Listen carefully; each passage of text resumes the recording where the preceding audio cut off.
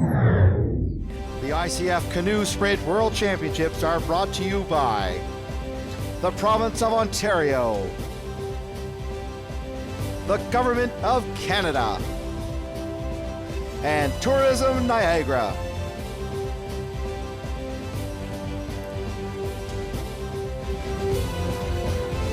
And up next is race 106, the Junior Men's K1 1000 meter A final.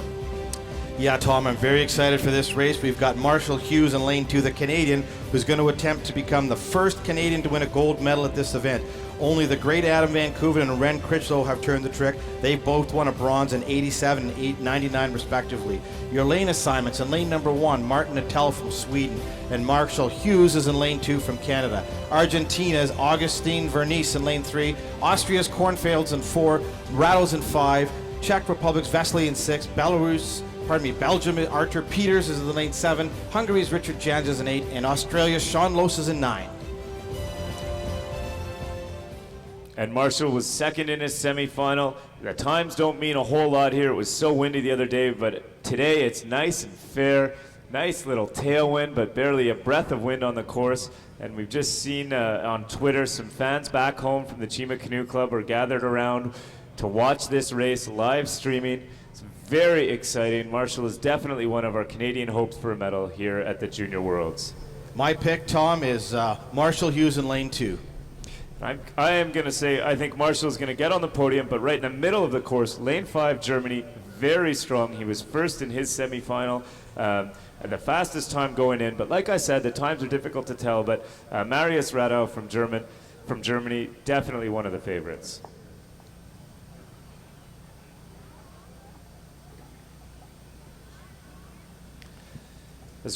Lane 6 as well from the Czech Republic. He finished first in the 3rd semifinal. Also a good time. He should be strong. Remember, lanes 4, 5, 6 are always the top seeds. However, you never know in a semifinal. It can be a bit laney. So up at the top of your screen in the yellow boat with the white jersey is Marshall Hughes of Canada. Definitely one of the medal hopefuls for us. And here we go, Tom, a great start. Keep your eye on 3 boats up from the bottom of your screen. The Belgian, Arthur Peters, has got a great start going on, but at the top of your screen is Marshall Hughes from Canada as he's trying to get a good fast start, about 140 strokes a minute, these 2 blades hitting the water. And Marius Radow of Germany in lane 5 is out at about 100 meters. He is just ahead of the field.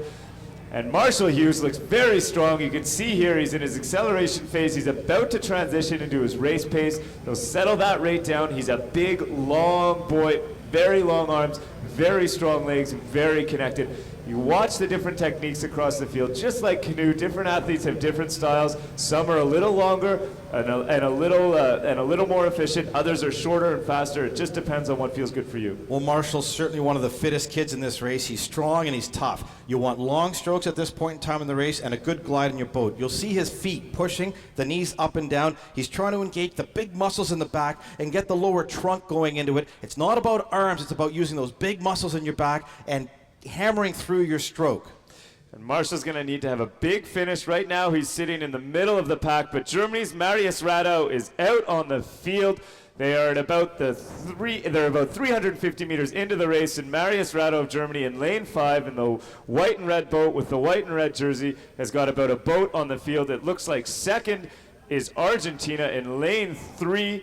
And then third is anybody's guess, but Marshall is in touch. He's where he needs to be. He just knows that he's going to have to light it up in the second half of this race, and I'm confident he can. Yeah, it's a long race, and you'll see they're going to be coming through the midway point shortly. This is where Marshall Hughes is at his best. This is where he's going to try and start picking them off one by one. And we're through the 500. We're at about the 450 left now, and it is Marius Radow by a boat over Argentina, and Marshall Hughes has closed a little bit, but the race now for third place is tight with 5 boats racing for third place. Anything can happen in the last 200 meters of a 1,000-meter race. There's always an interesting development at the end. And now at the bottom of the screen in lane 8, Hungary has just turned it on a little bit as well. It is still Marius Radow, but the Hungarian in lane 8 is pouring it on with about 350 meters left. A very, very early start for the Hungarian. Marshall knows that he has to go now. He cannot afford to wait. Marius Rado, you can see the pain on his face. His boat is still nice and smooth. He is just trying to hold on to this lead that he has held for almost the entire race. He has been in the lead for now 750 meters. He's looking strong, but he is being challenged, and the Czech athlete in lane 6 is closing. It is going to be a very close finish. At the 200-meter mark, it is Germany by a boat over the Czech Republic, and Hungary fighting for third with lane 1, Sweden. Marshall Hughes is in touch, but right now it looks like Marius Rado of Germany is in first, but the Hungarian athlete in lane 8 is closing fast. And here goes the Hungarian making his telltale move, and he's really trying to power it home, but Marius Rado from Germany is really putting on a clinic here as he rotates himself around, uses his legs at the end of the race. His muscles are screaming, he's got to get it together now. It is the last 60 meters of this race, and it looks like Germany, but Hungary is coming on very strong, and the Czech athlete as well. It looks like Germany still has a half boat on the field, but the Czech Republic is closing. It is very close, but it will be Germany for first, and second place, I believe, is the Czech athlete, but I cannot tell. And then lane 1 or 8 for third place. Incredibly close for second and third, but Marius Rado, a brilliant race, led from start to finish and maintained that lead. A great race for the German athlete. Let's watch lane 5 in the middle of your screen off the start. Marius Rado, incredible start. He's already up there at the top of the screen, at the top of the field, and just powering through that acceleration phase. Through the 500, we see that he's got a boat on the Argentinian athlete, but look at the Hungarian in lane 8. He sat back, he was very calm. He's in the bottom of your screen, blue boat, green jersey. And just watch how this Hungarian has closed up the distance over the finish line.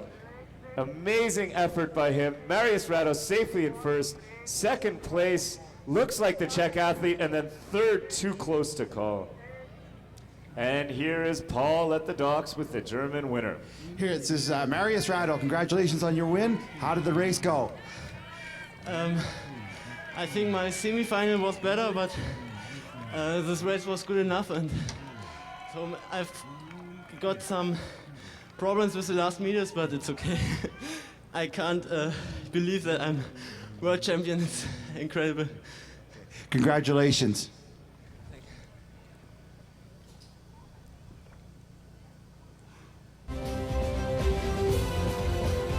And here are your results for the A final of the junior men's K1000 meters. Marius Rado of Germany with a 3:35.3. That is a fast time.